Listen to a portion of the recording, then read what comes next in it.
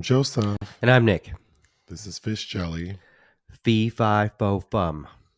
How are you? I'm good. How are you? Okay. So, Janet Jackson started the second leg of her Together Again tour. So, I went to opening night, which was in Palm Desert at the Acrisure Arena. Mm-hmm. And then you went with me to her LA performance last night at the Kia Forum, Yes. which is in Inglewood, which used to be called the Great Western Forum, named after the bank, which is where I had my very first savings account in 1992. Oh, the cat's awake. Yes, but the Forum, which looks like a big red velvet cake in the sky. The exterior is not very pretty. I don't mind it. Well, compared to other venues. But, I mean, I'm glad it's there. Like we're going to watch a gladiatorial battle in Rome. But my very first concert was her concert, the Rhythm Nation tour, at the Great Western Forum in 1990. And she performed 7 nights there. Which seems crazy. Yeah, 100,000 tickets. Still the most successful tour by a debut artist, or debut tour by an artist, female artist. But I also saw the Janet Period World Tour there, and also at the Glen Helen Pavilion in like San Bernardino. Mm-hmm. So I saw that show twice. And then we saw the Unbreakable World Tour there in 2015. Yes, before that it stopped. Of course, I've seen all the tours, but I'm just talking about the ones that were at the Forum. And then, yeah, the Unbreakable tour we had the chance to see before she had to end it early because she became pregnant. I remember we almost didn't see that. Yeah, I mean, she followed it up with the State of the World tour, and the only difference was she was now a mother and had lost a significant amount of weight. So you were going to see somewhere else, and she canceled. Remember, she was like hemorrhaging dates all over, and the Forum was still on, so I had to buy scalp tickets for us to see that.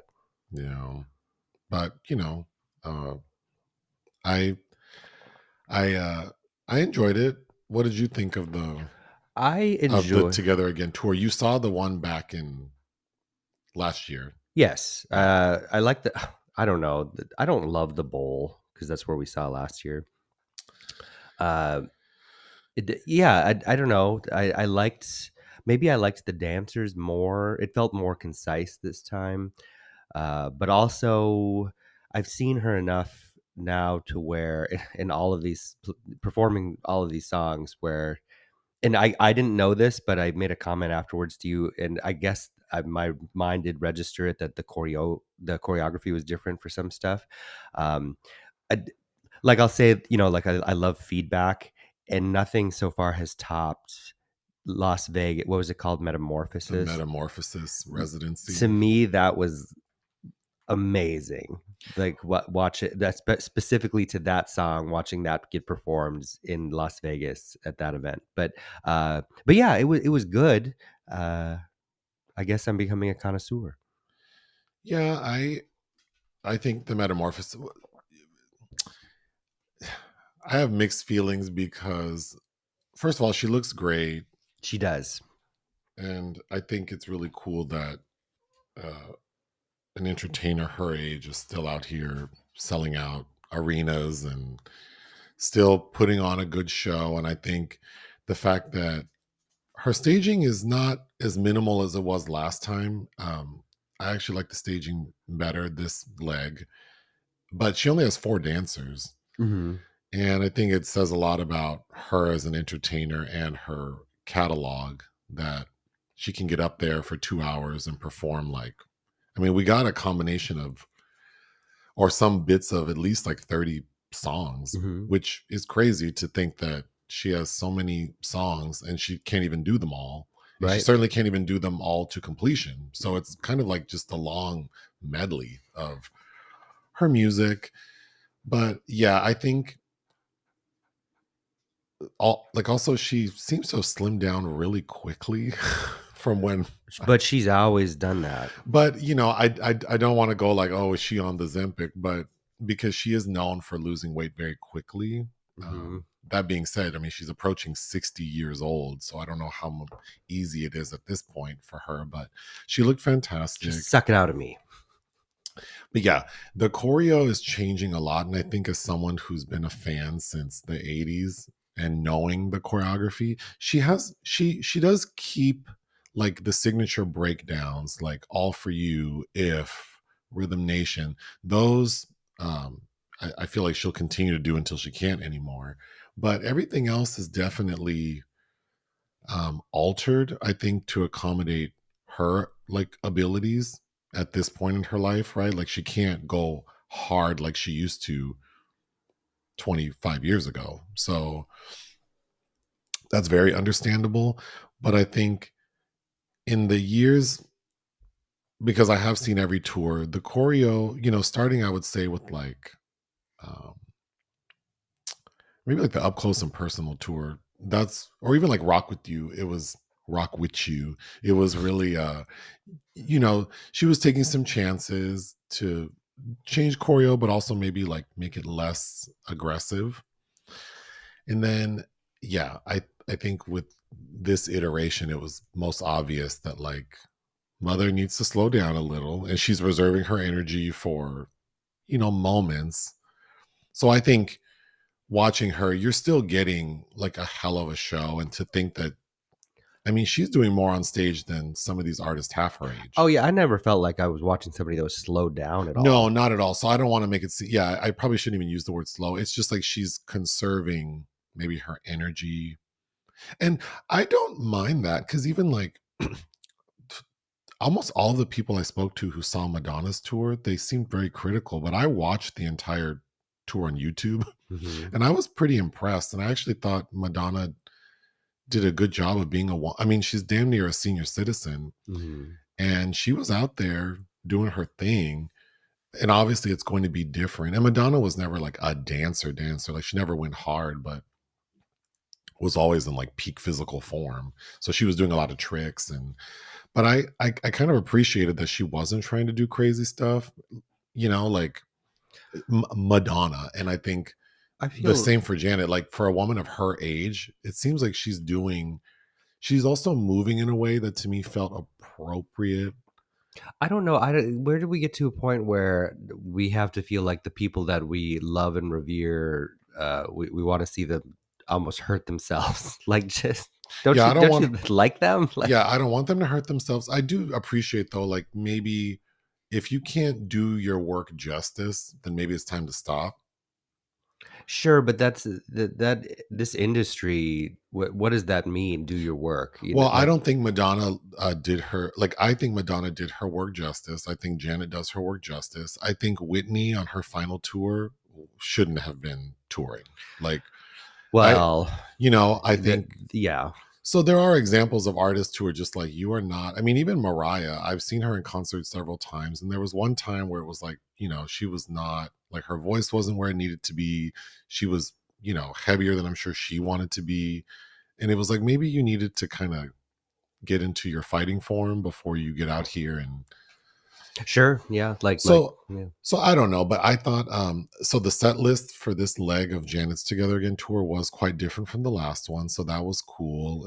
Entirely new opening sequence. I liked the opening. Yeah, she performed songs she hadn't done before. She did from the Unbreakable album Night.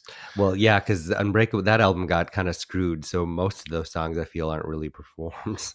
But she only did two from that album. She did Yeah, Night, which is the opener, and then she of course did the biggest song off no the album, sleep. No Yeah. Sleep. But then she followed Night with Tonight, like the number two Night, which Hmm. I don't, people probably don't know this, but that was on the Sex and the City 2 soundtrack. But it's a cute song. Uh-huh. Uh, but yeah, I, uh, I, I I, mean, no Black Eagle. she wasn't talking about the Black Eagle, no. But it's still pretty wild to sit there. There was only maybe like a 15-minute reprieve where she did like some slow songs. Yeah, that was that even 15 minutes. That seemed really Not even maybe. yeah. Well, the highlight of that maybe like 7-minute sequence is she did her Academy Award nominated song again. Mm-hmm. And she said, "You all sing it." And she was not kidding. She did not sing that song. The audience did.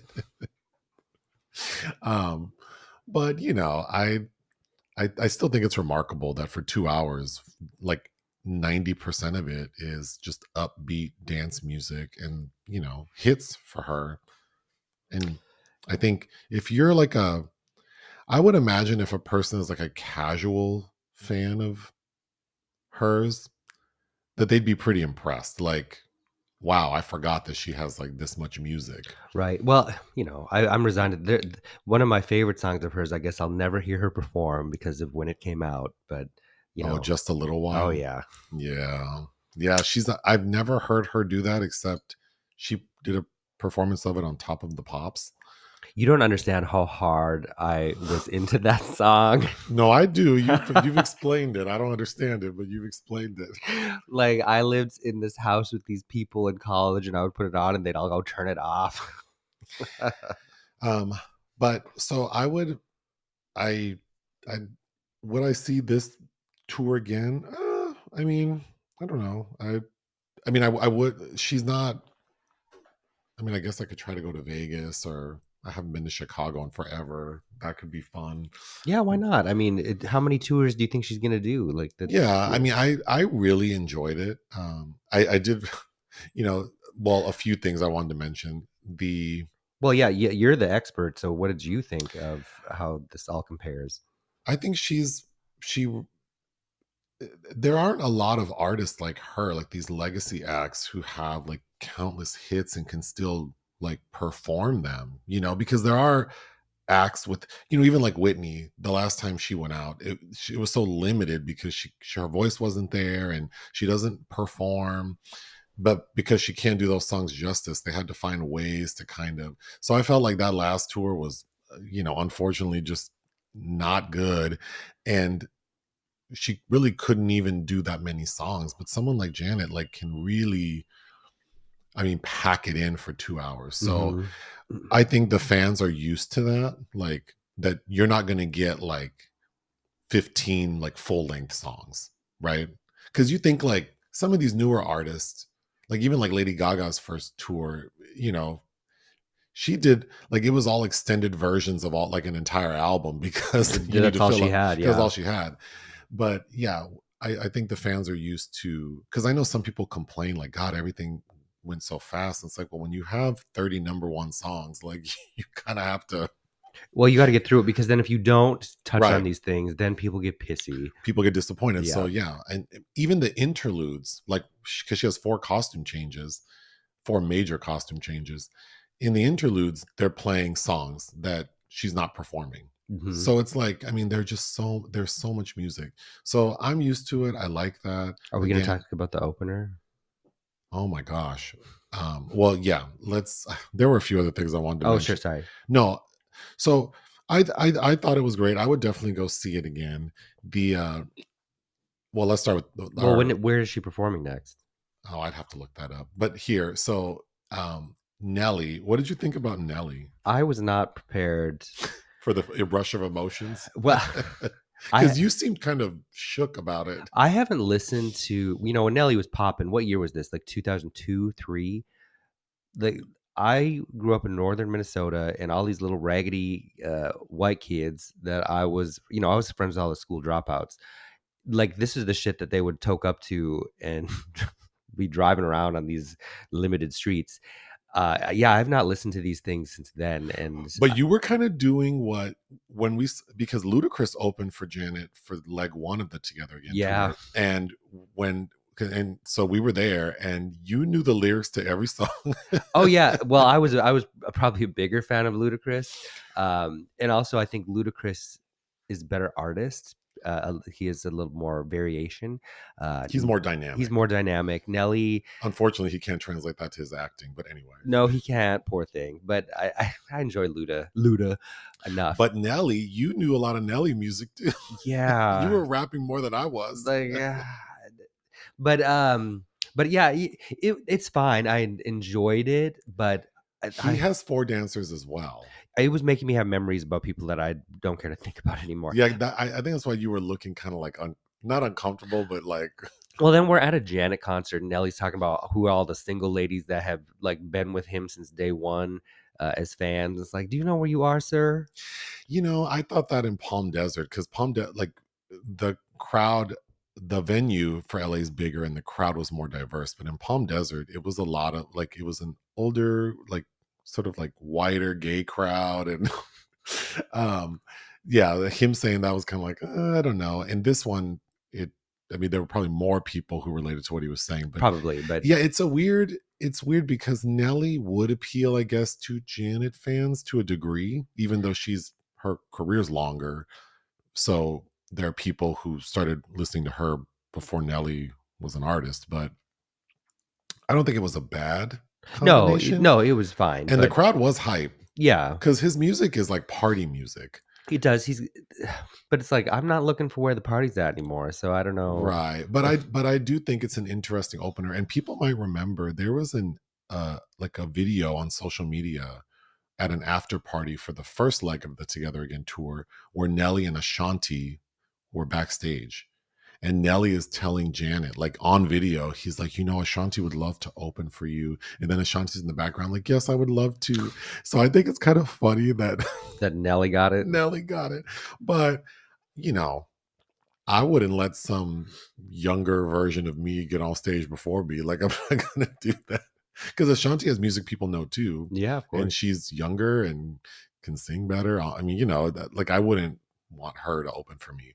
But I think Nelly is a good option. But I did want to say The backup dancers. I noticed them in Palm Desert, but it was funny that you also noticed them in one in particular. Oh, the one with the longest braid. Shout out to her. She had a character backstory, I believe, because She was really giving us a show within a show within a show. oh yeah, she was in her own little fantasy performance to these songs, and that was the best part. To be fair, we were sitting on the floor pretty close to the stage, so it was very easy to see like her facial expressions, and she was having a good time. She was interacting with other dancers, and yeah, I highly enjoyed her. Their choreography was not as fine-tuned as Janet's, but no, but they seem to, because they were wearing cheerleader type outfits. They seem to be there for eye candy, but yeah.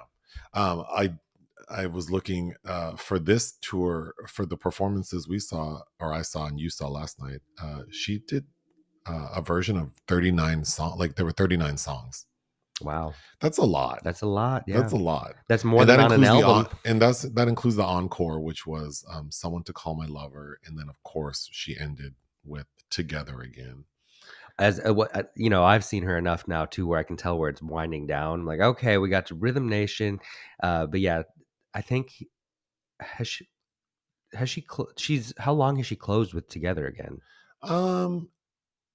It's not always that. Like the last tour she did, I don't remember. But it's almost always her closing with that now. Like nowadays, but yeah, for the subsequent tours after the Velvet Rope, now because it was still like a very popular song, yeah, it would be like she wasn't closing with that. But I wanted to mention that she performs If, and then before she gets to the famous dance breakdown, she goes into Scream, her song with Michael Jackson. Mm-hmm. And I know in the Palm Springs show, people were disappointed because they're like, oh my God, she did If and didn't do the breakdown. And then she jumps into Scream, but then she does Scream and then immediately does the breakdown. Oh. So I think she was trying to like keep people on their toes or surprise them. So that's something to look out for. But I have to say the experience at the Forum was much better than at the Acrisure Arena. First of all, the Acrisure Arena is like out in the desert, like in the middle of nowhere. And parking was $50. It was very difficult getting in and out. Yep. And they had like highway patrol or cops there trying to help, and but it was just not effective. People were not. So that was shitty. And then for the Palm Desert performance, I hate when I go to a concert and there are people who are so extra hype and they're just like bumping into you and getting in your way. but whatever. Like, look, can I just enjoy the show my way? Like, Uh-huh. can she mean to me what she means to me, and I can just because when I'm in a concert, I don't really dance. I just stand there and I want to like take it in. I'm not here to perform. I'm here to watch the And performance. neither are you. I Yeah. didn't pay all this money to sit front row to watch you perform the song. Right. I want to see this lady do it. So the lady to the right of me was with a group of ladies, and she was drunk and kept bumping into me. But she was very nice, and she kept asking me, "Are you okay? Are you okay? Are you okay?" And it's like, yeah.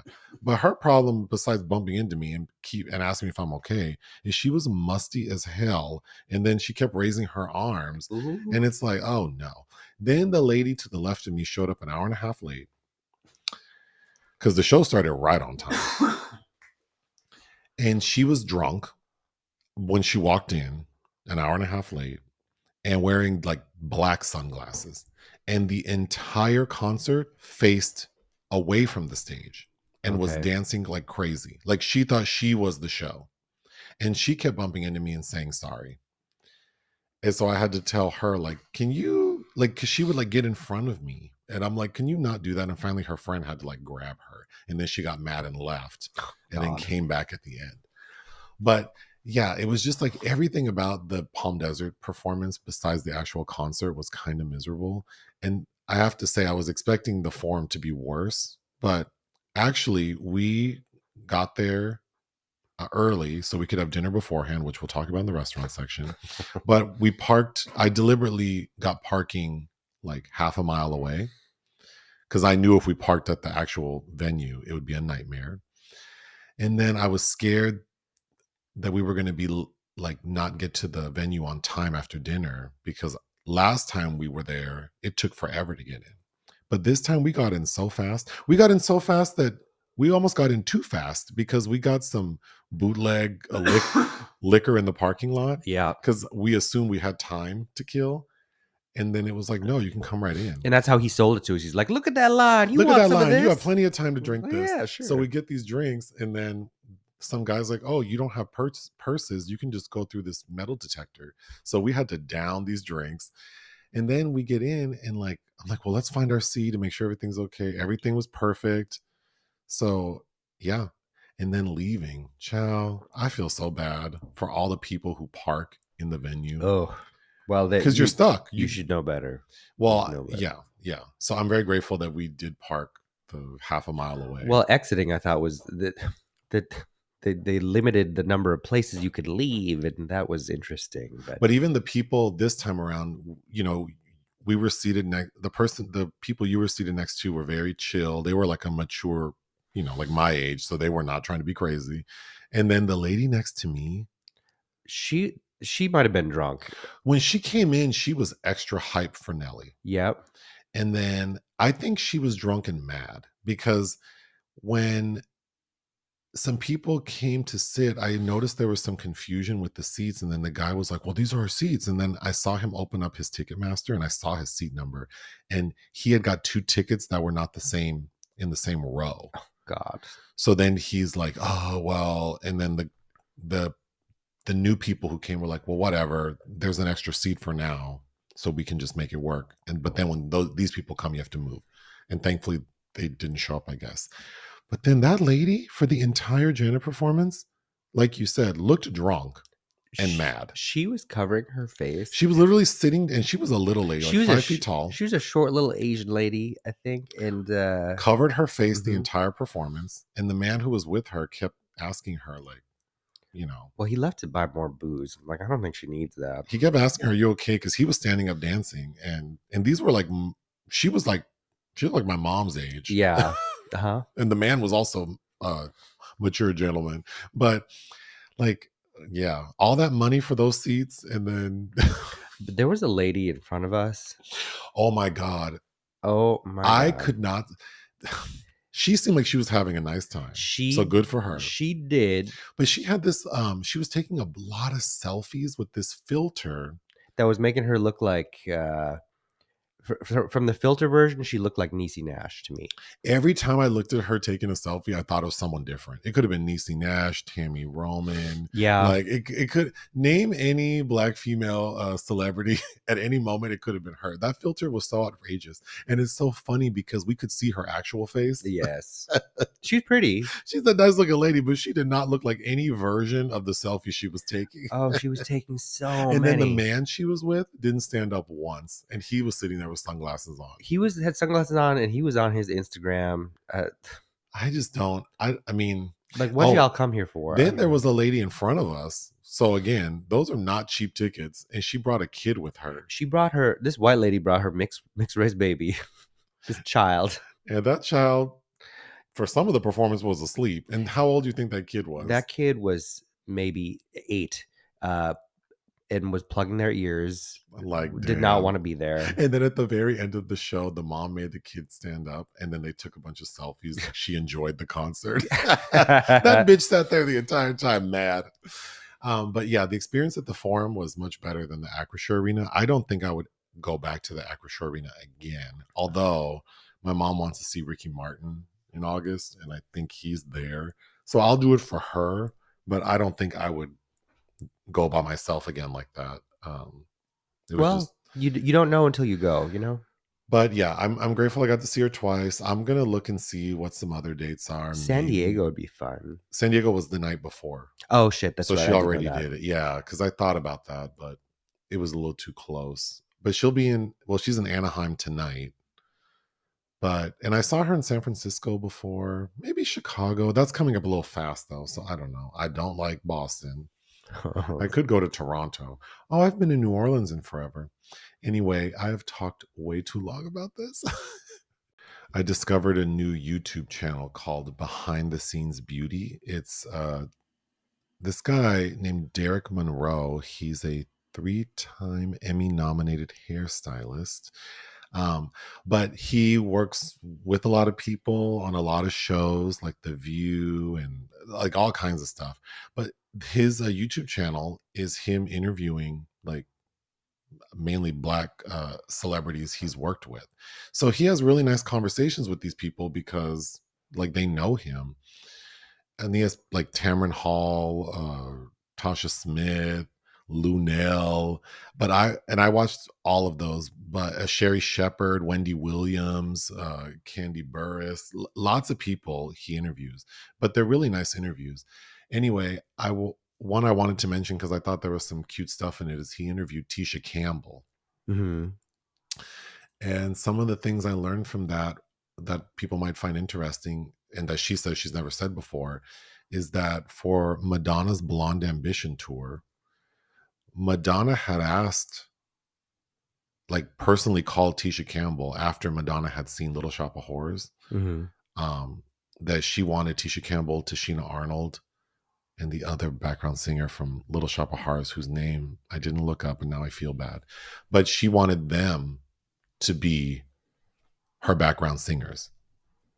But we know that is her name Nikki Harris, and that other white lady famously became Madonna's backup singers for like a decade. But originally Madonna wanted Tisha, Tashina, and the other lady, but they had to decline because they were both busy, like booked and blessed. Michelle Weeks, is that her? But they're still on tour. Actually, they the two of them, you know this because the last time we were at the Catalina Jazz Club. Oh yes, They go on tour and basically like they're on tour off the strength of being Madonna's background singers. But yeah, Tisha said that she had to tell Madonna no. Oh wow.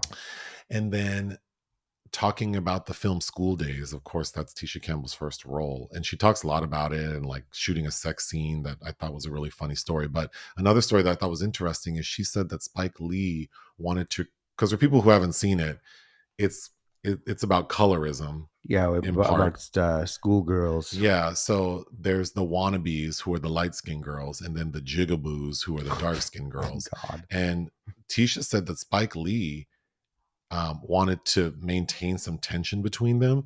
So he had the wannabes, all those light-skinned girls staying in a nice hotel, and then he had all the jigaboos staying, the darker-skinned girls, in not a nice hotel. And then the men, like the boys, got to stay in the nice hotel with the light skinned girls, so that it would create that. Tension, yeah. So I thought that was pretty. I mean, that was an interesting fact. She talked about the film House Party. Of course, Robin Harris is a highlight in that film, and she was telling stories because apparently he's narcoleptic. So she told a couple of stories about him just falling asleep, like standing up. I mean, he did not look healthy. No, I Oh mean, my God. I remember when you and I watched it for the first time together, and we realized how old he was in that film. Like, Yeah. oh my gosh, he needs Ooh. to get his health together.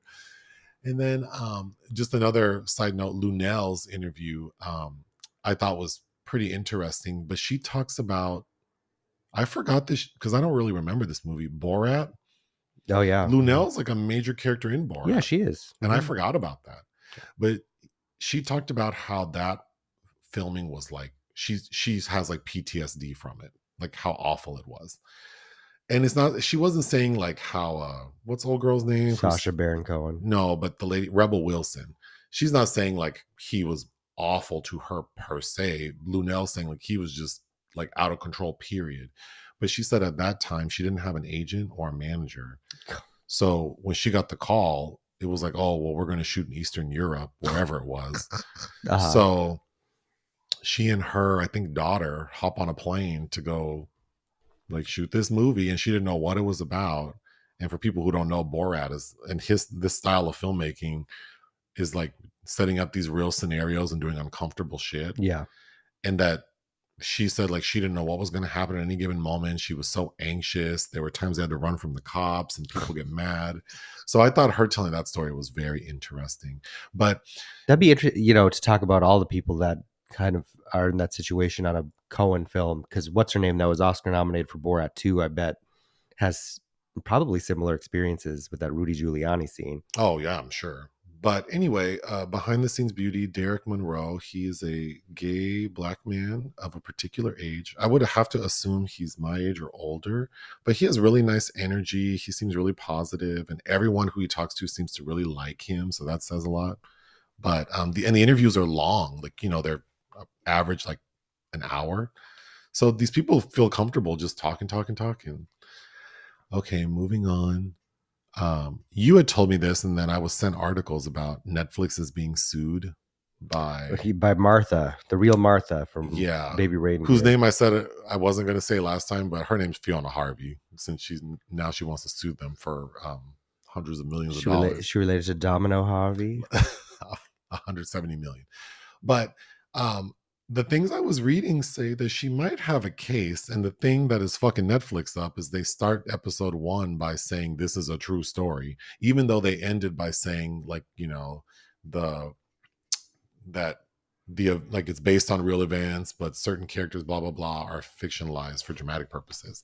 But yeah, 170 million. Yeah. But of course, legal experts are weighing in and saying that she may have like a strong case because, like, of what she's suing for, like defamation and them saying that it's true when it's not. But then they're also saying that probably the thing that will mess her up is that, because in the Piers Morgan interview, which I watched, you know, he's asking her, well, did you send him like 44,000 text messages and 12,000 emails or whatever it was? And she's like, no, maybe a couple times I sent something.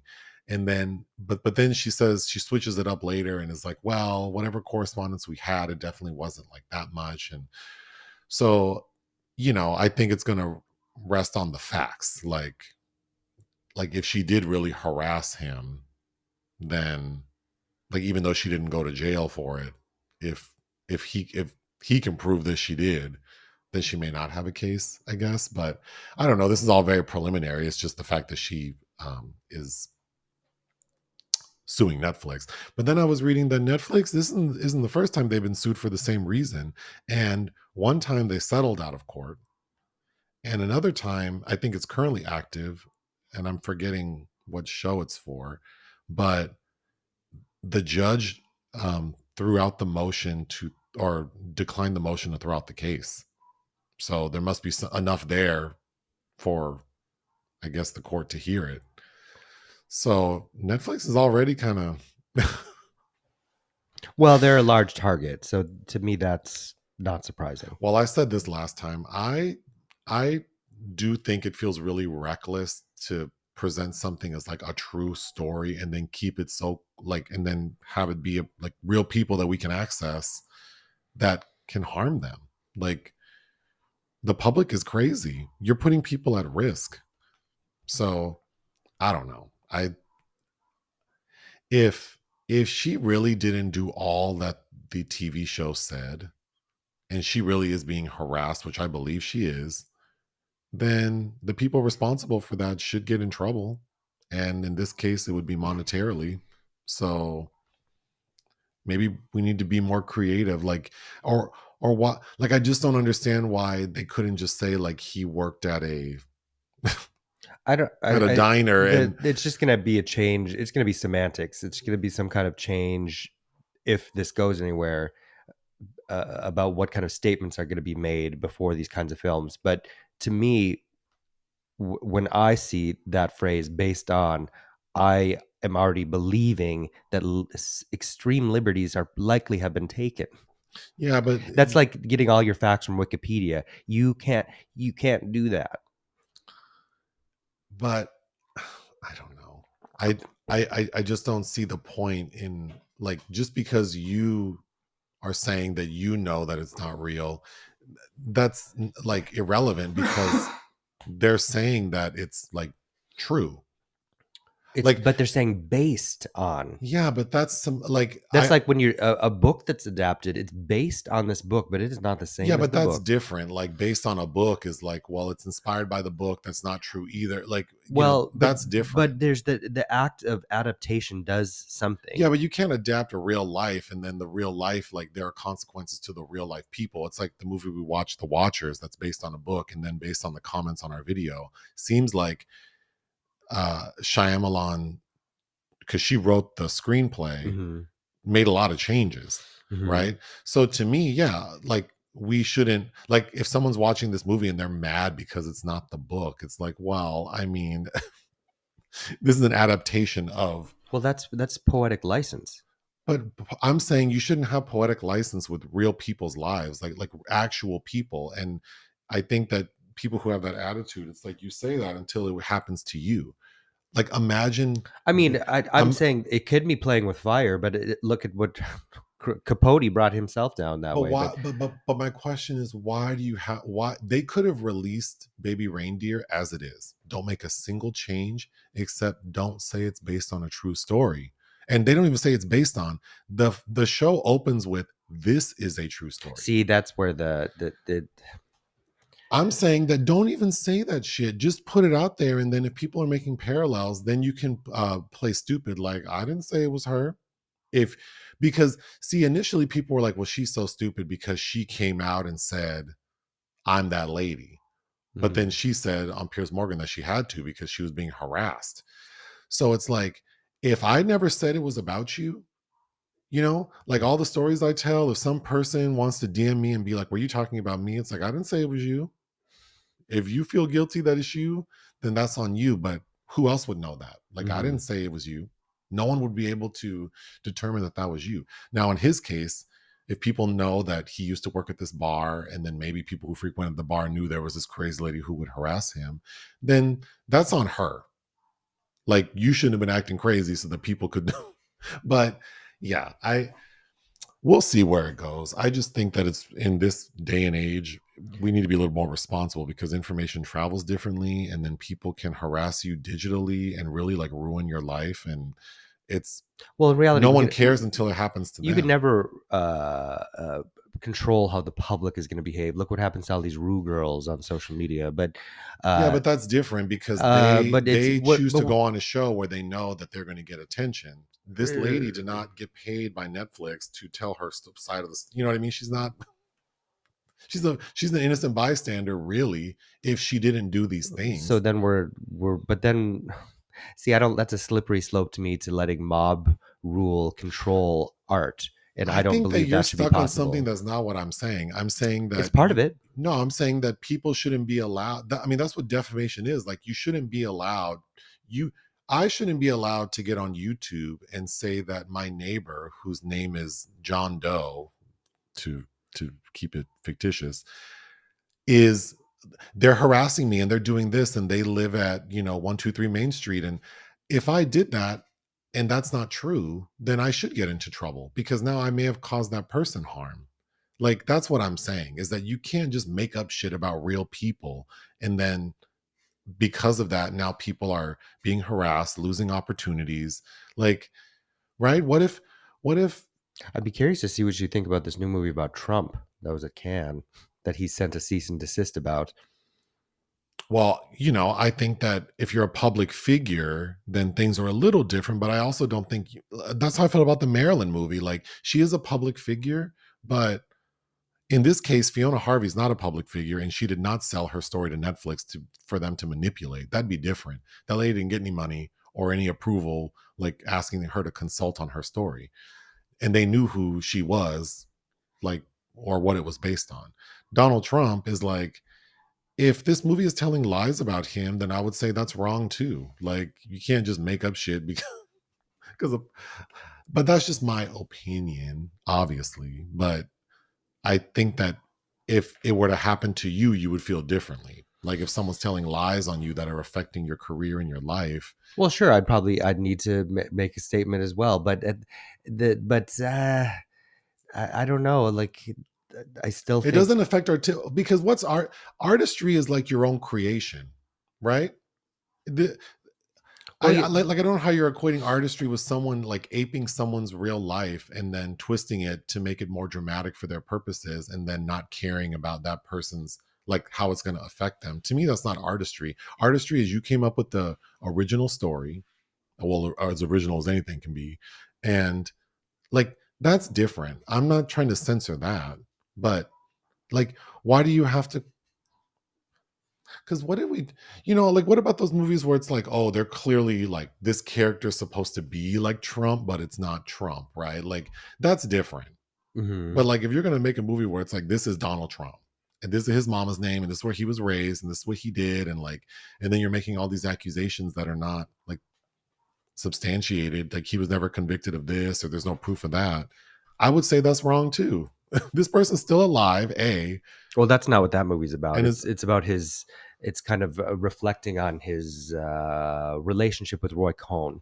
What if you, I mean, if you become like famous enough that a movie's made about you, whether you're dead or still alive, wouldn't you feel a way knowing that like some random person you've never met has written a screenplay and they've made a 2-hour movie that's like examining your feelings about this thing that happened to you? That shit is weird. How the fuck do you know what what this person, and like with the Marilyn movie, it's like major things like sexual assault and feelings like about self-image, and it's like, yeah, maybe you're extrapolating that from her own words, but I just think that feels very intimate and weird. And then imagine if the person is still alive, like, Like ugh. Priscilla Presley. Yeah, although she was involved in the thing, right? She was involved, but that's the other thing, though. When you have the real people involved, you get some watered down things as well. So Well, I but think that it's, is different to me because they sold their shit. So it's like, well, you sold your soul, so now this entity can do whatever they want with it. So, well, to a degree, to a degree. also, you have thoughts about that, but not when people who like, if you accept money to tell your story and you don't like how they told it, that's your fault. Like, you sold the right for them to do that.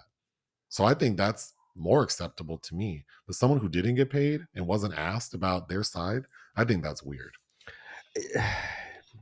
Yes, and I don't know. I think that it's going to have to be some kind of statement. It's like the movie Fargo. Like, I grew up thinking, my family grew up thinking that because that film is based on a true story because it says it. But if you, but I, that was what, 96, so before we had the internet at home. And I remember we were trying to figure out what situation this was speaking to in this time and place. And then if we rewatch the movie to the end credits, and there was a statement that says somewhere towards the very end that this is, a fictitious story or whatever. It So I almost feel like, for all of us who went to school and had to write research papers and you have to cite all your sources, it's like, so we have to do that in school. Fucking Wikipedia has to put citations for everything that's in any article, or they request that from the people who make Yeah. these entries. Mhm. But then it's like, so why don't we expect that from movies? You get it in books, right? Like, so, A but bibliography, yeah. yeah, but then but in a movie or a TV show, you can say this is real, but then we don't have to cite like what it is. I think that if you maybe a happy medium is like, if you're going to say this is based on a true story, then you need to make visible what was real about it. I don't think you need to. I think you need to make a more a statement that is clearly stating that liberties were taken. I don't need to know what actually did and didn't But it's happen. not about what you want. It's like what's fair, what's reasonable. Like, just because you don't think you need it because you think everyone's stupid and they should know better, that's not how things go. That's why we need warnings on lots of things. Like, some people don't know that. Like, you have to tell them. So why do we need to source our work when we write a research paper?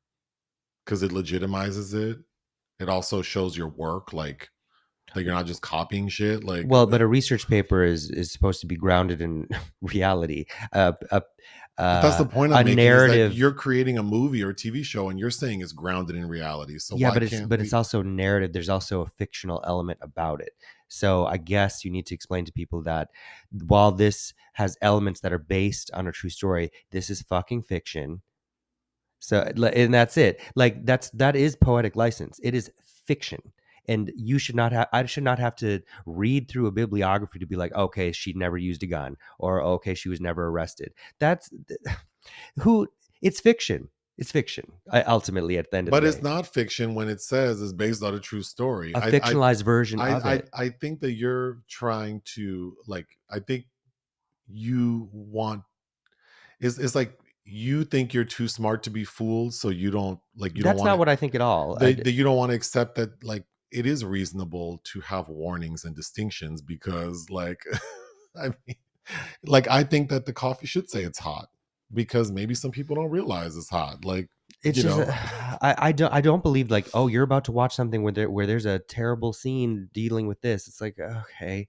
no, but that's not what I'm saying. I'm saying that you cannot say like this is true, and then but then at the very end, in like small print at the very end of the credits, no one watches, say, well, but everything. I'm not saying that that's right either. I think that at some point it needs to be made clear that to in these situations, then to again, for the entity that's distributing its own protection. I mean, does Netflix want to keep getting embroiled in this? Just slap some kind of statement on there that says that ultimately this is a work of fiction, even though it's got based on some true elements. And see, like, I feel like you're I don't even think the point I was trying to make originally is, don't even put anything. You could, like, what makes it worse is saying it's true. Then people think that it is. I would have been fine with Baby Reindeer if they didn't put anything I- in the front. and in And fact, if that's a separate argument for me, but as soon as I see that statement anyway, I'm thinking like, oh, the only reason this got made is because they think there's some merit because something about this was realistic, and it's like, okay. but anyway, we need to move on. I wanted to say that while I was in Palm Springs for a couple of days, I was watching this. There's a TV show called Jail, Jail, and I'm sure people. I mean, I had never seen this, and it started like in the 2000s, and I think it was rebooted like in 2015, and maybe lasted a couple years. I don't know, but in the hotel I was staying in, there was a channel like dedicated to this show, and they have like the newer iterations are like Jail Las Vegas and Jail like Texas or something, but it's from the producers of Cops, and all it is just on a like just a loop of people getting booked in like the county jail or Hmm. whatever. And I was like I couldn't stop watching, and my overwhelming thought was that, I think being working in law enforcement must be very, very challenging, because dealing with people and all, like, most of the people who come into the jail are being picked up for like petty things, but then they're always like under the influence of drugs and alcohol. So they're acting erratically, being difficult, spitting, calling names. And I can imagine that it would be very difficult to work in that environment day in, day out and not become jaded. But then I think knowing that, I'm so confused why we don't like, I almost feel like people need to be rotated in those jobs. Like work in new spaces, different environments, take a break from it. Like we can't expect people to you you know what I mean? Like it just seems like such harsh work to just expect someone to tolerate.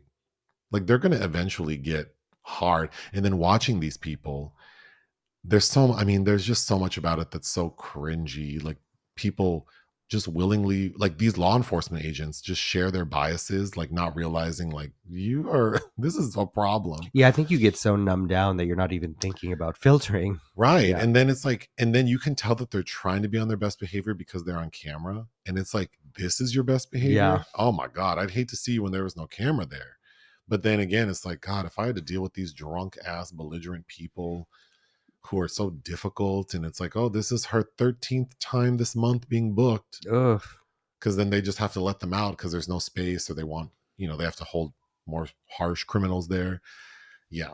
It had opened up a new world to me watching that show.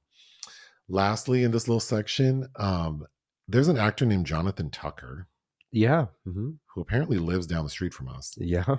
And last week there was an incident where there was a home invasion, like a couple doors down from where he lives. And this man entered the house and rescued the occupants. So the way the headlines read was like, he's a real life superhero. But then I was reading more about it and watching the video, Uh-huh. and then watching some neighbors being interviewed. So first of all, he apparently is known to kind of like cruise the area, like like neighborhood watch style. Okay. So he's one of those, which is very Zimmerman to me, but In whatever. between reading scripts or what? And then on this day, he was walking around with his little man bag and barefoot. Excuse me? Yes. I mean, I know. He's wearing a white t-shirt, a little bag, shorts, and is barefoot. Okay, he walking looks like around- something alarming. Walking around the neighborhood. And apparently, so the man who was arrested for this is a mentally ill black man who looked normal to me. Normal is in his appearance. Wait, was he wearing shoes? Yeah, and more appropriately dressed than Jonathan Tucker. But if I would see this man like just standing somewhere, I'd be like, oh, there's a guy there. Like I wouldn't think he's homeless or mentally ill or anything. And he's dressed like he's wearing a button-up shirt, and has a buzzed head, which helps, certainly helps people look more clean. Mhm. So he looked normal to me. And what Jonathan Tucker claims and what a witness claims is that this guy was kind of walking up and down the street and they thought he didn't look normal, which of course gives me flashbacks to that young man, that young black man. He's not a man, he's a teenager. Trayvon? No, he's the one who was shot and killed by those 3 white guys who said he was acting weird, but it turns out he was like autistic. And so he does things with his hands. So they thought he seemed like out of it, but he was just doing his little his ritual, his little stimmy thing.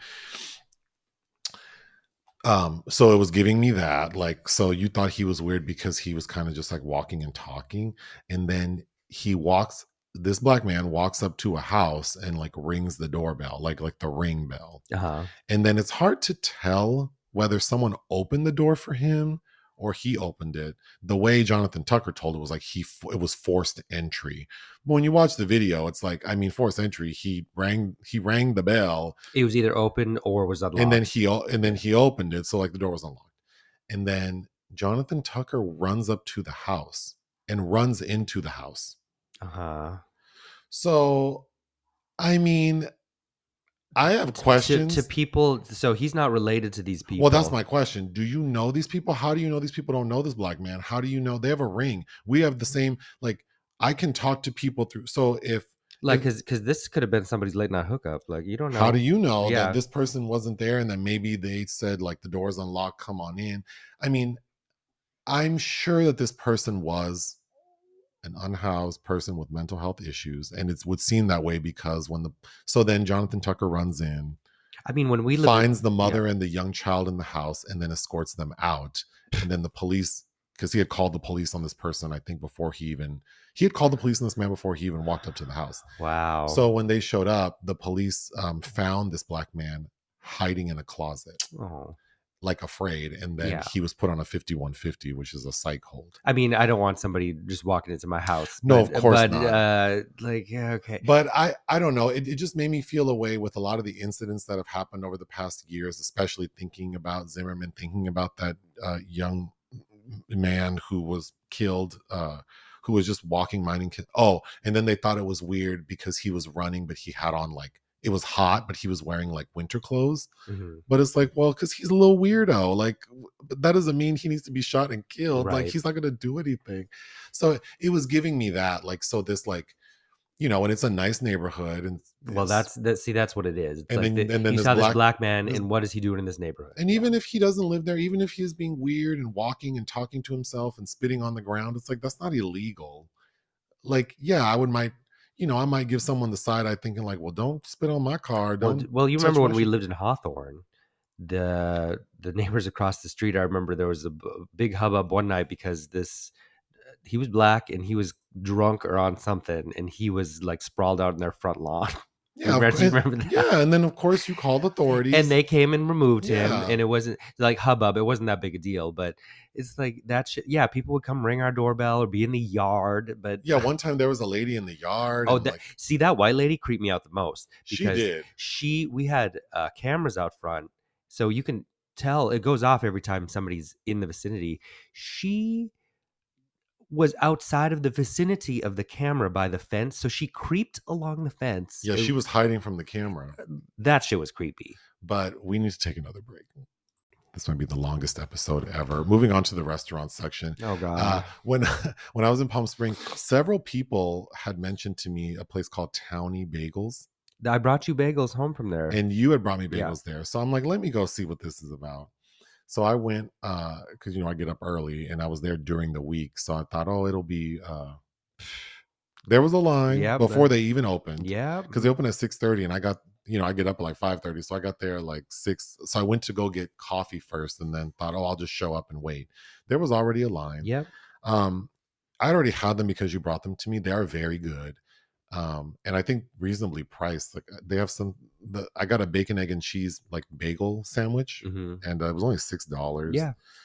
But I have to say the service there was not good, and they were not friendly. They weren't friendly. It was very rushed because they're fucking busy. But the man warmed up to me when I ordered there because I was wearing that Alien shirt. He's like, "Yeah, it's a really good movie." That man looked at me like, "What am I doing here? Hurry up! What do you mean?" Like, because I didn't realize that there were lots of different kinds of bagel. Like, I Yes. assumed that the sandwich had a bagel, And he's they like, run out of stuff. So so then I was like, oh, and then he seemed annoyed. But anyway, and then he was not just unfriendly to me, other people. And then I pick up my sandwich to go and leave, and then I'm like, oh, do you have any ketchup? And he looks at me like, well, did you look over there? Because they had like a ooh. stand with like the sugar cream and all that. And I was like, wow. But then some bitch walks in with a dog, and he's like, oh, hey, but like he was exponentially nicer to this damn dog than he was the people paying for the shit in the store. Uh-huh. And then my dumbass went back the next day because I did like my sandwich. Okay. Well, that's on you then. I know. Well, because I like the sandwich. But I don't plan on waiting on that in that line again. Well, so the next day there wasn't a line. So I was in and out. They were equally as unfriendly, but whatever. Then I want to mention, I noticed at Popeyes, they have something called a big box meal, and then they have a bigger box meal. Wait, they have something else that's new. Oh, like Is it what? some kind of new chicken sandwich or something?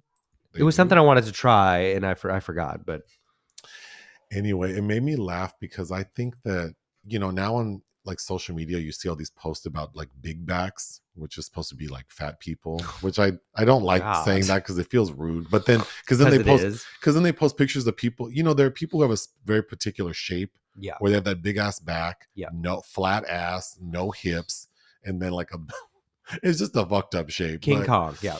But I think it's funny that they have this bigger box meal, and because it just sounds like big back to me, and then it's $20 for 10 piece chicken or tenders and 4 biscuits. And I just think like, people order that shit for themselves. Like, there are people ordering the bigger box meal and they Oh, of just course tear I it know up that, but on their yeah. own. But technically, But that's food for that should be shared with at least 3. so then I was thinking, can we go get the bigger box meal? Because that does look good. I haven't had Popeyes in a while. I do like Popeyes. We drove um, by the other night, and there was a line at the drive-through at like 11. oh my God. It was after 11. Yeah, it was like 11. It was last night. It It was was last last night. night Yeah. after the Janet concert. Hmm. That Popeyes on Obama and La Cienega. Like I don't like to wait at In-N-Out. I Let don't me like to tell wait at you. Popeyes. I Let me don't like tell. to wait. I don't understand how people wait like after the club, like, and then you're probably half drunk driving. The last place I want to be is waiting in a 45-minute line to get Taco Bell, and then I'm just gonna feel like shit, like eating that food at like 1, 2 in the morning. Yeah, Ugh, no, it is. I just don't understand. I mean, I do understand people get hungry and I get. think there's a point, every now and then, but it doesn't feel good. Well, the older I get, my body's more affected by my food choices. So Yes, then it's like I'm not eating like I just can't eat like that 12,000 calories and all this sodium. at 1 in the morning. Yeah. Like we can't do that. Lastly, we tried a new restaurant before the Janet concert. It's called the Soul Food Shack. It's in that Market Street area in Inglewood. Mm-hmm. I hate to do it, y'all, but so first of all, there's a stereotype about soul food restaurants, and this restaurant lived up to every damn stereotype, and that in itself was very disappointing. On top of the fact that it's in Inglewood, it just was like, ugh. Well, we were walking, and the place across the street was playing really loud music, and you're like, if that's the place, I'm not going in. I'm not. Well, ugh. Like, why do you have a DJ playing music in this restaurant? So then we walk into the Soul Food Shack, and they're playing music just as loud on the inside. So then I'm like, God damn. It wasn't just. It was more tolerable. Well, at first they were playing Bad Boys 2, I think, and they had the volume up super loud. Yeah. So it was kind of like a barbershop in there. But anyway, so to start off, the food was good. You ordered the catfish plate with mac and cheese and black eyed peas. I really liked my The food, cornbread yes. it was a little too sweet for me, and then they didn't give you any butter, so it's like, okay. But they do give you 2 little cornbread muffins, so that was cute. Mm-hmm. And I think the price was reasonable. Your catfish plate was like $22. Mm-hmm. And then I ordered a turkey cheeseburger. Which was good. Which was, I thought, very good. It tasted fresh, and the fries were a little soggy, but I liked them. Mm-hmm. And that was very affordable too. It was like $12.99. They have alcoholic beverages there, and they have a flyer for them that was like, y'all need. What were their names again? They had. I'm glad you asked, because I took a picture, because some of those names. They had a drink called Papa Smurf. Yeah. They had a drink called Pimp Juice. Yeah, it was Pimp Juice. And they had a drink called Swamp Water. And all of these drinks look like melted Slurpees. Yeah. And they're multicolored. So there's a ton of syrup in them. So the experience of this restaurant, I thought, was very poor. Despite the food being good. And several people I saw had ordered these drinks. And every single person I saw order the drink who had got up and left, they left the drink there. Ooh. So I can tell from the pictures and from seeing them in real life that they are extra, extra syrupy. So I'm assuming that they are just nothing but like syrup and like a shot of whatever alcohol's in there. Yeah. So they're just like drinking a melted Slurpee. But of course, it was hella loud ass furniture, all these metal chairs, and then every single patron in there looked miserable. And I think it's because of the service. Then of course the server comes up and it's like, I'm here by myself. And then she starts off by saying what they don't have from the menu. You think she was nice? I do not think she was pleasant at all. I thought she was nice to us, but compared to how they were to other people. I think she was nice to us because you're the only white person in the restaurant. I certainly was, but that's fine. But I did not think she was friendly. She walked up like, well, first of all, we walk in and there's no one to greet you. And then there's a line. So then you go to grab a menu. Yeah, so we can know. And then it's like, what? Wait, are you going to eat here or are you going to order out? Like that energy. And you're like, well, we want to eat here. Well, then you need to sit down. Okay, well, how would I know if you don't have a damn host? Sure. So then we sit down after being reprimanded. And then after a while, someone shows up and immediately is like, we don't have this, we don't have that. Well, she's like, we don't have oxtail. And then it's like, okay, well, let me bring you some water, and then leaves. But again, I don't mind if you're out of something, because to me, it's more annoying to be like, oh, I want this. And they're like, we're out of all that. I'm like, okay. I have to preface this how I preface a lot of conversations talking with you is that Nick is horrible at customer service. So I think that's why he gives a lot of grace I do to give a bad lot of customer grace. service. Yeah. So that is lovely for them. Like they're lucky to have you. She got a 20% tip. No, your people skills are horrible in that regard, so that's why you don't think it's a problem. But someone like me who made a very robust living for many years working with very difficult people and having to cater to them, I feel like it's this job is not for you then. Like you shouldn't you shouldn't work in the service industry if you think that everything's annoying, that no one should ask for anything. I agree with that. Because do you think that when that lady goes out to eat, when that server, all the people who work there, so you think that when they go out to eat, they want to be ignored, reprimanded? Of course not. No, they want to wait for too long. I don't think either of those two young ladies should be doing their jobs. But no. So, but at the same time, they were fine to me. Anyway, so we order our food, and then she goes, "Well, it's going to be 10 or 15 minutes." Well, I guess we're here. I'm like, that's great. We got to eat. Great. So then after like 10 minutes, they bring out my food. And then she's like, "Well, I know you still have one more plate." Okay. So then we wait another 15 minutes until your food comes. So then by that time, I'd already eaten all my food. But then while we're sitting there, oh my God, they were just so rude to everyone. They were rude to everybody. One lady asked for something, and then they're like, "Fuck no!" Like mad. Like she walked back because the person was outside, and the server walked back inside, and she's complaining that someone asked for sauce. And then some man who had walked in shortly after we ordered sat down, and it was 15 minutes until and then he finally got up and came in, and they told him, "Go sit down. There's only one server." And then she follows him out, and the door to enter the restaurant kind of got stuck. Like even when I walked in, the door got stuck, but I left it open because there was someone behind me. So when that man who was reprimanded for asking, like, "Is anyone going to help me?" The lady follows him outside, and when he opened the door and the door didn't close, she told him, "You need to shut that door." And I'm like, wow. Then then another couple who had waited forever finally said, "Can I just get my food to go?" Because I'm assuming they were also going to the Janet concert. So then, of course, the lady rolled her eyes, walked back in, and then brings them the bag. Or no, then he has to go get the bag when the food's done. So then he's like, "Well, we have time. We're going to sit down and eat." So they sit down outside and eat, and then security goes, "We're closing this. You have to go inside." They had an infinitely worse experience. And then when they sat down to try to eat, the lady who finally after she brought your plate, I said, "Hey, can we just pay right now?" And she's like, "Oh, I'm sorry. I got you. Like, I know it's taking a long time. I'm by myself, blah, blah, blah, blah, blah." Then she turns around and sees those people with their to-go food. And she's like, "Were you eating here or was this to go?" And then the guy looks at her like, and then she just rolls her eyes at him. She turned around and rolled her eyes so hard.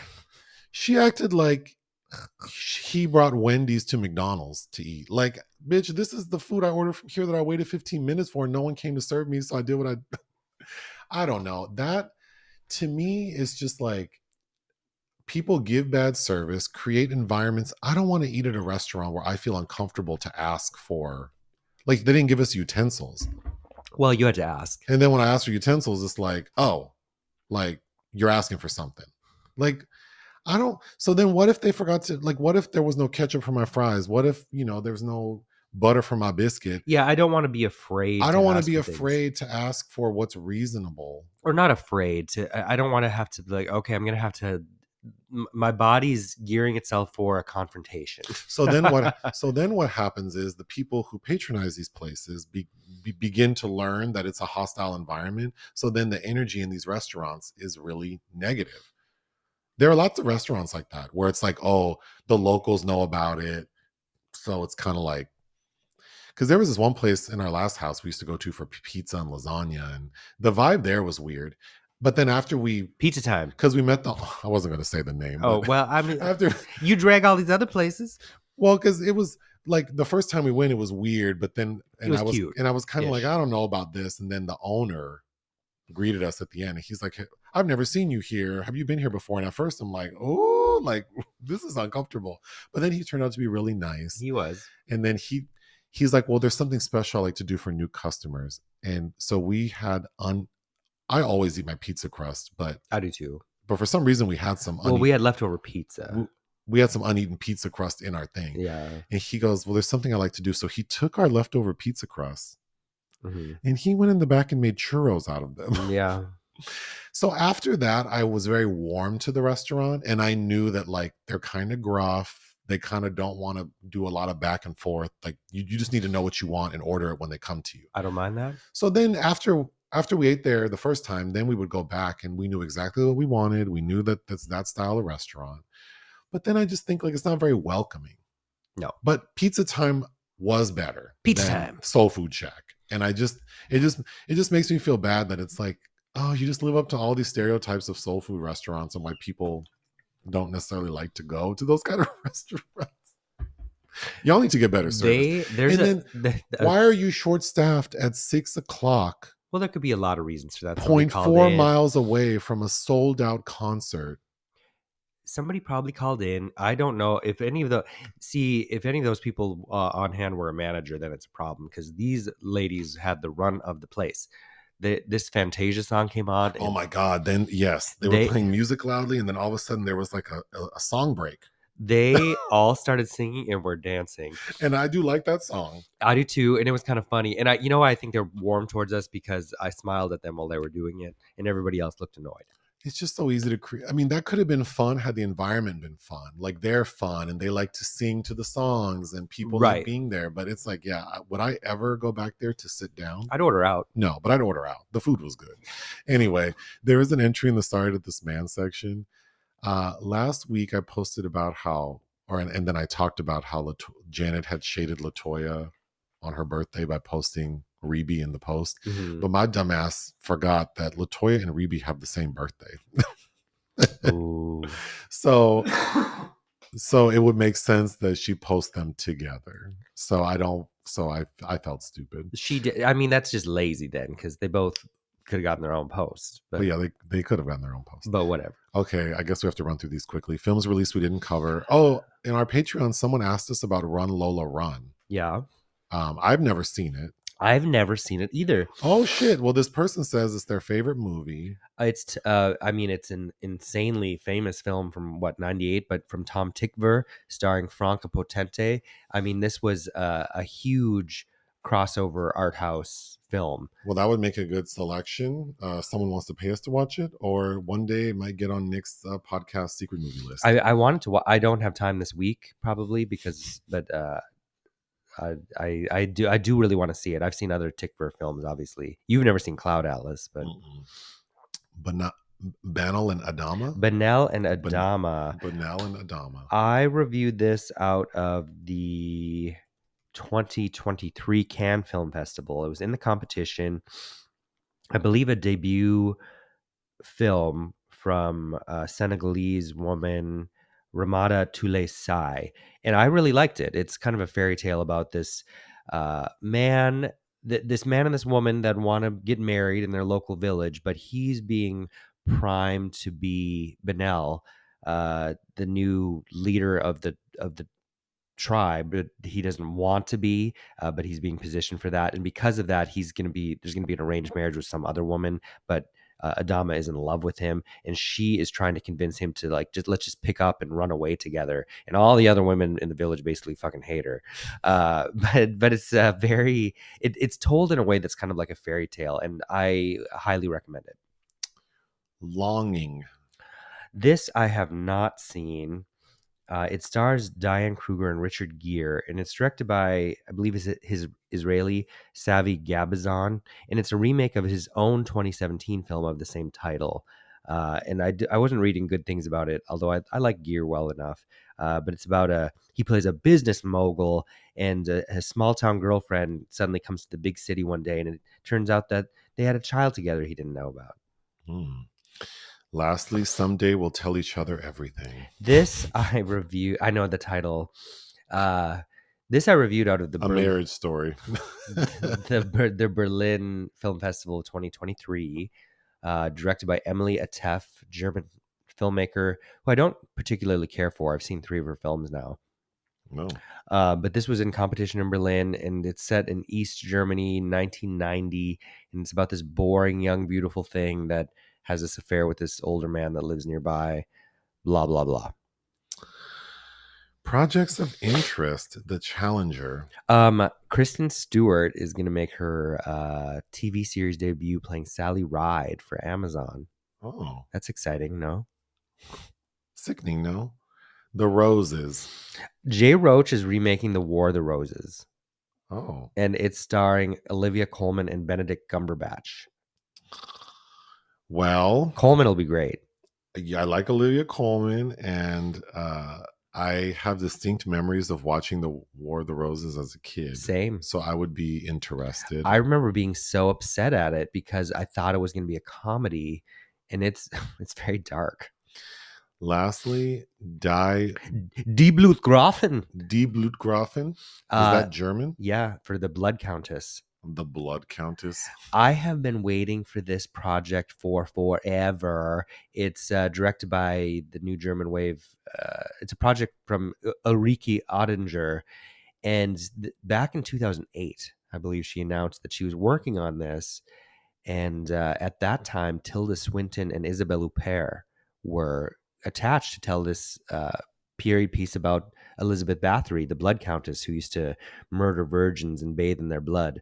And starring those two women from this director, yes, please. But every couple of years there's some new update on it. But this past week, the Luxembourg Film Commission, somewhere in Luxembourg, has granted her 1.5 million euros. So it's finally happening. Although I don't know who's going to be in it. For those who don't know, we have a Patreon for $5 a month. You get access to a lot of audio reviews.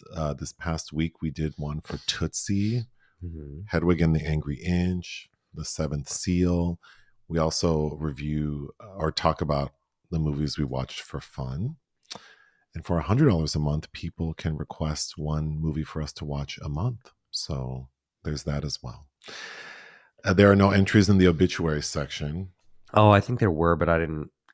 Well, people died for sure. Somebody died. Oh God, what was her name? She was in stuff.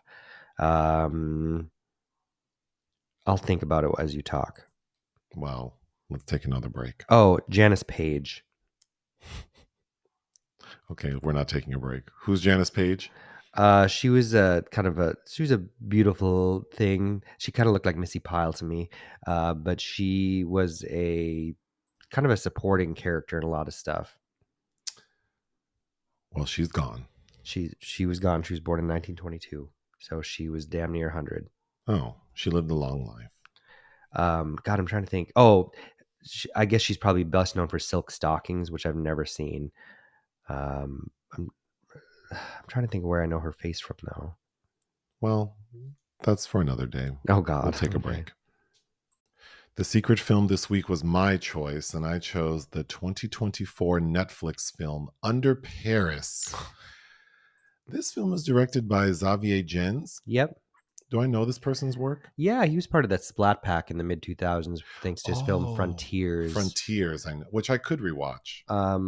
Yeah, I remember liking that well enough. I haven't seen any.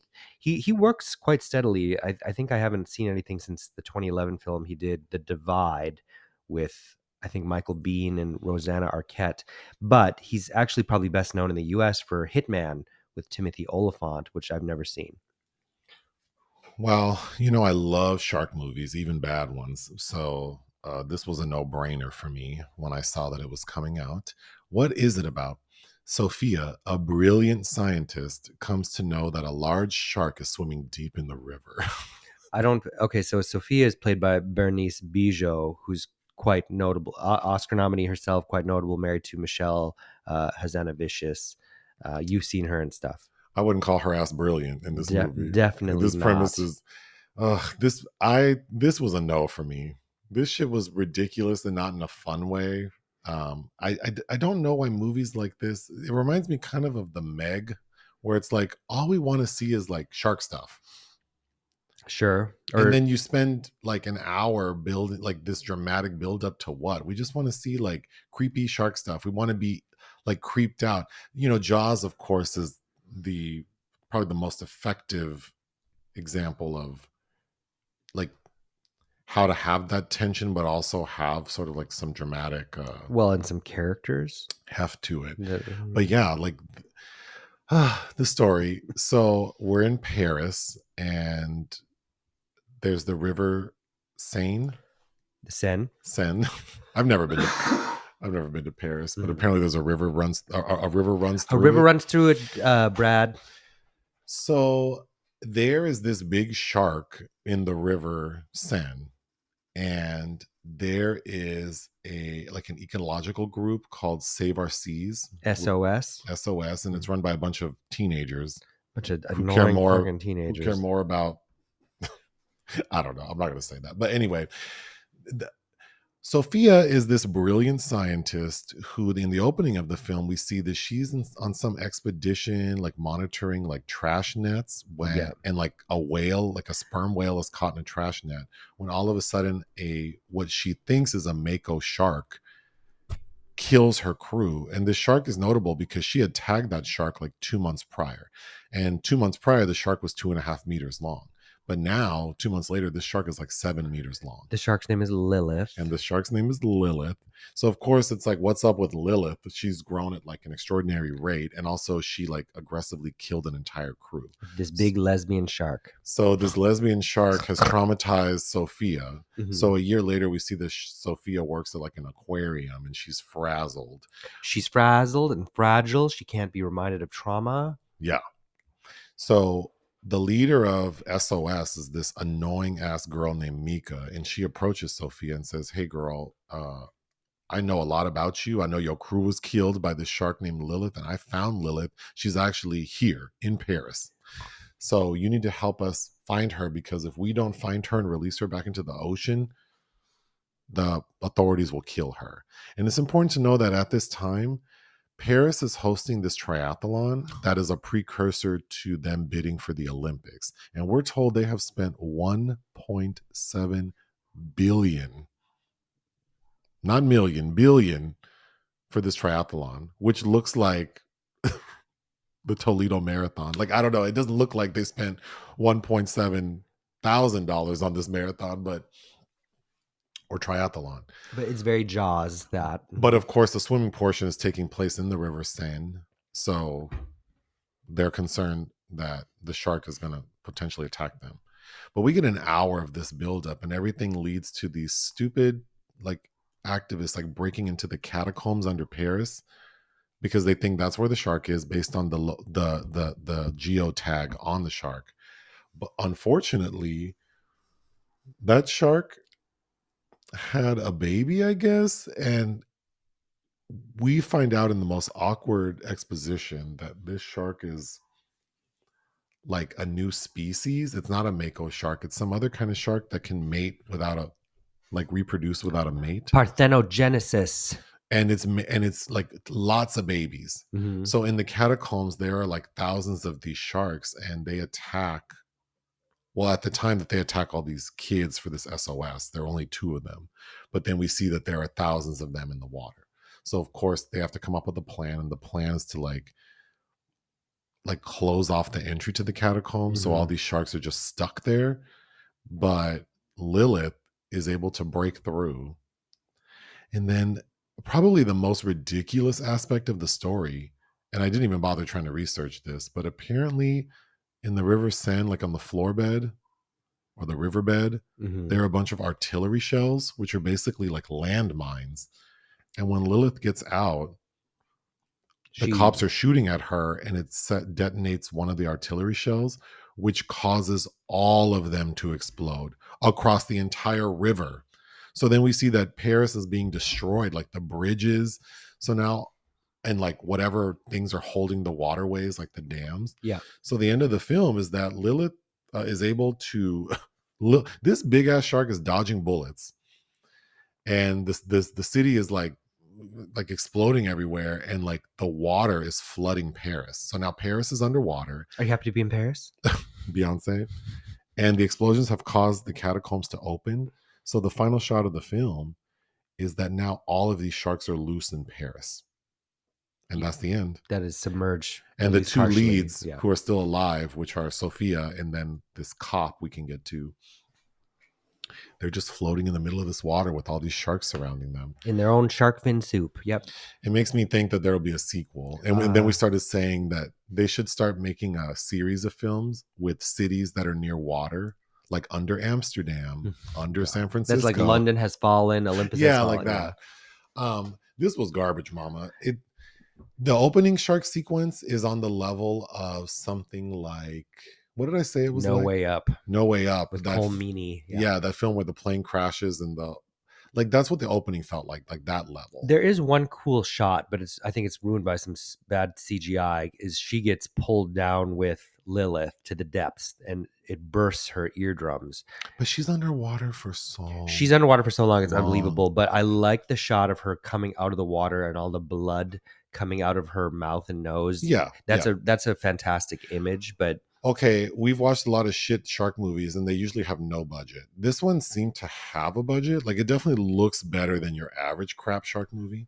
Yeah. But after the opening scene where her crew dies and we fast forward a year, first of all, it's like Sophia, that characterization is just tired. Then we get an hour of her trying to deal with the SOS people, but also the cops. And the cops are led by this very hunky man. Adil, played by Nassim Lyes, who the camera seems to like him more than Bernice. And it's just all of them trying to figure out like what they're going to do, because the cops don't want, like, whatever SOS is doing is not what the cops want them to do. So Sophia's kind of in the middle person, like the mediator to this situation. Then we have this bullshit ass mayor who I said looked like if you combined Toni Collette and Kylie Minogue. Oh, she's cute. Anne Maravin. Yes, she's cute and kind of bitchy. But she's basically saying, like, I don't give a damn about this shark. We're not going to tell anyone what's going on because we have $1.7 billion and the Olympics at stake. So y'all better figure it out. Which I thought was so stupid. If it's that important, you need to take over. I like she keeps telling, we're going to control it on social media. How?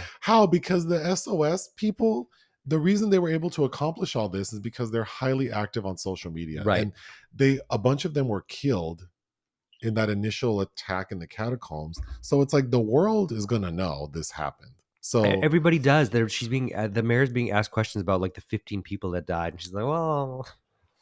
But it's just like, it takes an hour for the next like real shark attack where a bunch of like eco teenagers are being slaughtered, which is kind of funny because they're all being D-bags. But like, we didn't need an hour of this buildup. And then after that hour, then of course the final like 15-20 minutes of the triathlon, and then Lilith like chomping on all the swimmers, of course that's funny. But the tone is weird because it's like, this could have been like an elevated like Sharknado type movie, which is what I thought it was going to be. But instead it's taking itself very seriously. But then there are moments that are so laughable, like what, that I don't think were meant to be outrageous. They just turned out that way. It feels very French to me. Also, I hated the children who are basically eco-terrorists. They're so annoying, and then it seems like they care more about this one shark than the 1,000 people swimming in the river. We got to protect the shark. It reminded me, there's this 2021 film directed by Louis Garrel called The Crusade, and he stars in it himself. And it's a follow-up to another film he did. But it's him and his wife discovered that their 13-year-old kid has been selling all the family shit to pay for a secret ecological project that all these other children are working on. It's very Greta Thunberg about saving the planet by doing this thing in Africa. That movie annoyed the fuck out of me. And this, I think this Under Paris film and that component of it kind of made me recall all of the things I hated about that movie. The only satisfying part of this movie is that the leader of SOS gets killed by the shark, and it's not that I'm like anti not at all, but like anti-wildlife. The problem is that this is a killer shark that has slaughtered numerous people and is in an area that it shouldn't be. And it's like, we get messaging about how like millions of sharks are killed just for like soup and anti-aging creams. And it's like, okay, well, those creatures are killed, like, you could argue unnecessarily. But this big ass shark is actively killing people, and there is a huge event that's happening, and it just doesn't even make sense to think that like we're not going to do our best to capture the shark, but if necessary, kill it. And Like, when did she suddenly become parthenogenic, where she's just duplicating like gremlins? Like, well, here we'll get to that because I don't want to have to take another break quickly. When the opening scene, when Sophia and her crew are out in this like trash net that has captured a sperm whale, they see the big ass sharks down there, and they're contemplating like, what should we do? Like, should we stay and try to investigate these sharks? And they go, we have no choice. The fuck you don't. Like, you don't have to get in this water with this big ass shark. I don't understand what's happening.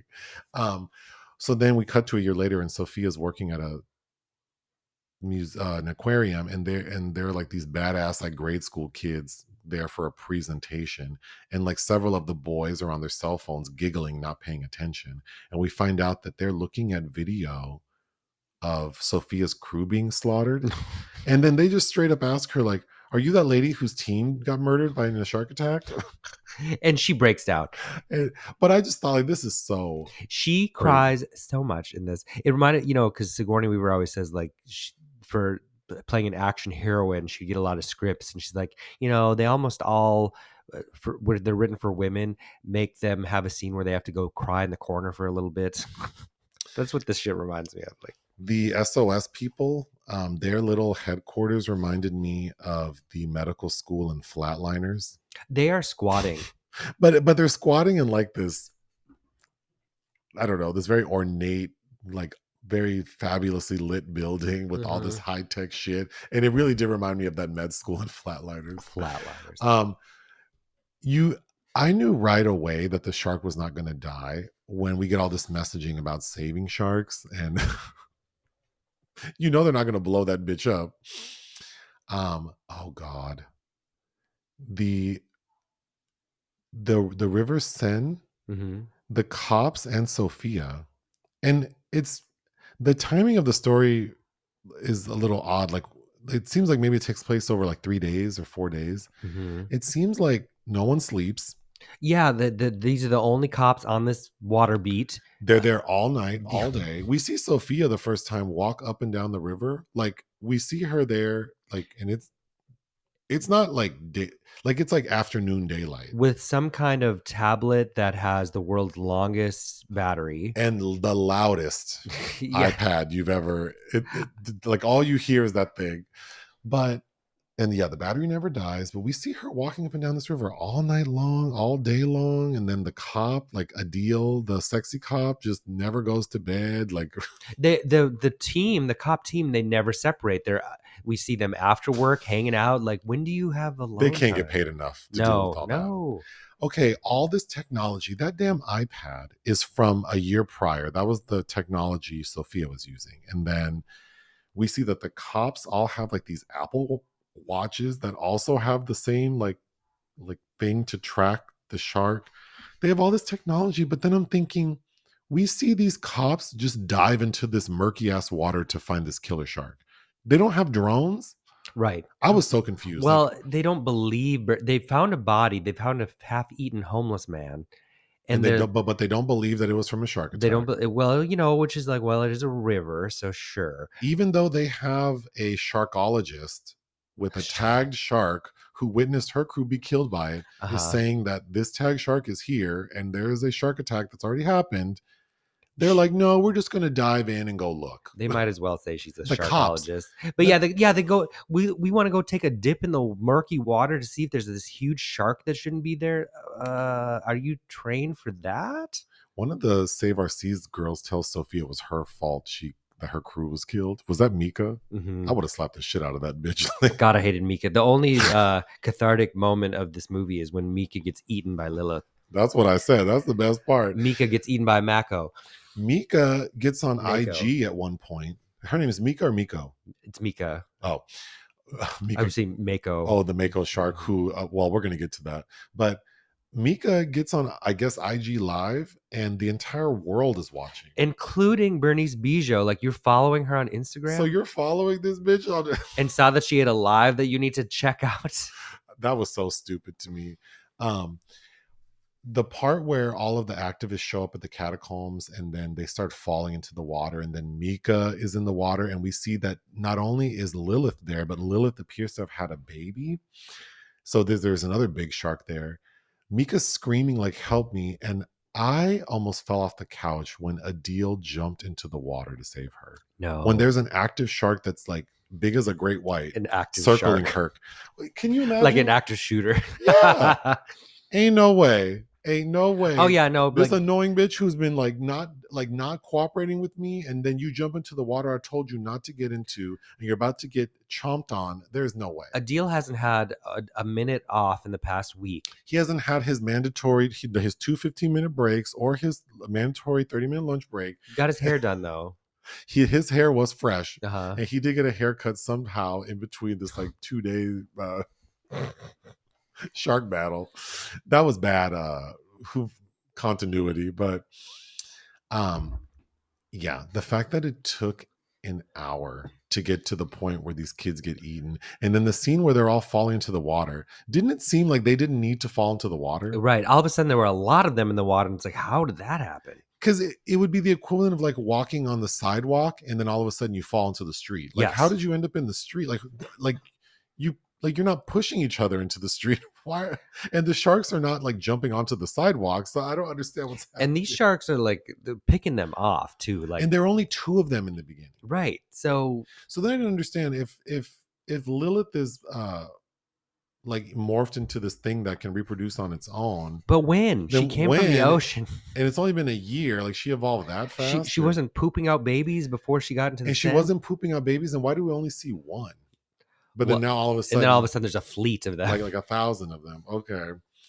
The scene where Sophia explains this is she's doing an autopsy on the baby shark that died, and she opens up the shark and sees that there are like a bunch of babies inside of her. Mm-hmm. And she goes, this is not possible. This shark is too young to reproduce. And then she checks it and she goes, oh, look at this. Look at the teeth. Look at the sensors. Like, this is a parthenogenic type thing. It's not a mako and it's morphed. I'm like, wow, you figured all this out like instantly. Like this is a new species. And just to a deal. Maybe that is easy to determine, but I just thought the way it was delivered to the audience was so crazy. This mayor was crazy thinking she could hide all this shit. And then they why do I have GAPE? GAPE is the gay Asian Parisian experience. Oh, because all of the because one of the reporters at the triathlon was an obviously gay Asian man. Yeah. we were coming up with acronyms. And I'm here reporting for GAPE. I'm here reporting for GAPE, the gay Asian Parisian experience. I want to do research on the catacombs. You're telling me that underneath Paris, they would just like dump bodies in the water? No, they had like it wasn't underwater then. It was. But there was like a big structure where they would just dump bodies. Yeah, they had. I don't think they were dumps, but they were placed in a certain way. But apparently, there's like 6 million. But they're not like in caskets. They're just like free, because in the movie we see like a lot of bones everywhere. Yeah, there's catacombs under Rome. There's another film, As Above, So Below. Is that possession movie? I don't quite remember the mechanism of the film, but that also has scenes in the catacombs. I do not believe that that's how people handled bodies back then. I didn't know, and I'm very curious. Like if there's a documentary, but I don't think you can just go, because they make it seem like if I wanted to for my science project, I could just jump in this water and grab some femurs. The way it's represented here, I don't know how accurate that is. So the team thinks before the final battle with the triathletes being eaten, Sophia thinks she's accomplished her mission because they set off an explosive that closes the catacombs. But guess what? Lilith busts out of that wall. She will not be held. How did that shark know that she needed to break through that particular point in the... That looks so stupid. And then I posted on our IG story that then we see Lilith basically like flip a boat. That was funny. That looks so stupid. We see that Lilith is dodging bullets, and the way they have the shark CGI like animated, it looks really sped up. Yeah. So it just looks ridiculous. Yeah, it Like, looks stupid. what moves that fast? Like, And how is it dodging bullets? it was moving like a sidewinder snake. Hmm. Sophia is wearing a wetsuit that looked like an avatar. Yeah, she was having her Avatar Her avatar experience. Like experience. she was doing going to a birthday party to perform Avatar. I was disappointed. I thought it was tedious. I mean, the final like 30 minutes are more of what you'd want, but it just that first hour was so dry. Like after the initial attack, it just was like this is not this is It's poorly written and done. but it's like, does nobody care anymore about anything? But I just think it could have been so easy to have like a fun, creepy film about a shark swimming in the River Seine. Like I don't know, like lurking and the catacombs, like somehow it gets in there and Well, yeah, because even there are some Jaws ripoffs that are quite good. One of them being Piranha, and they all have that same thing of there's this scene where for some reason all these people are in the water. well, there's no dread. Like Right. because one of my favorite shark movies, which I guess no one agrees with, is 47 Meters Down. And it's because from the minute those two stupid girls get into that cage, I'm like, oh my God, like there ain't no way. And then when the cage falls and you realize like they're not like there's no way that Matthew Modine is going to be able to figure out how to get them up, and they're not going to have enough oxygen to get up, and they can't even get up too fast because the pressure, and then just the constant tension of knowing that there are sharks in that deep ass water. Like it's not a hard formula. Yet so many of these shark movies think that they're making like a dramatic piece, or do they think they're making Jaws? Like Yeah, there. I'd rather just have them try to do something unique, or the unique approach would be with the characters somehow or something. But whatever. what would you give Under Paris? 1.5. Yeah, I would give it 1.5 out of 5. This was an unfunny joke of a movie. Yes. Anyway, that's all I have. Is there anything else you want to say? No. All right, ta-ta.